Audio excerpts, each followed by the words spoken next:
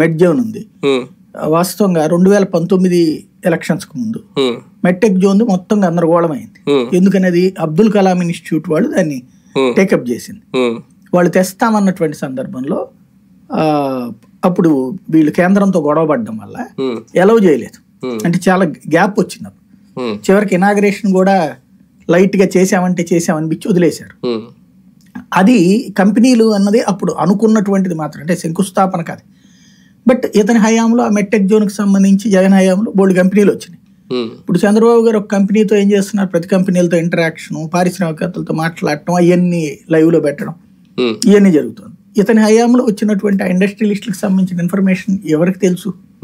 Basic గా అదానీతో మీటింగో లేకపోతే అంబానీతో meeting అన్నారు, కానీ వాళ్ళు ఎక్కడ పెట్టారు, ఏంది, అట్లాగే పెట్టినటువంటి ఇండస్ట్రీస్ ఏంటి, ఇవన్నీ చెప్పుకోగలిగాడా?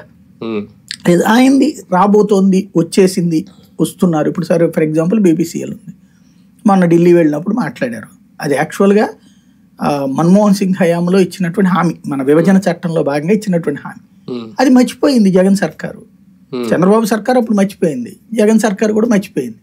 ఇప్పుడు గుర్తు చేశారు. వెంటనే బాబు గారు మాట్లాడారు, వెంటనే ఓకే అన్నారు, అధికారులు వచ్చేసారు. దాన్ని ఒక 50-60 వేల కోట్ల పెట్టుబడి వస్తుంది కదా.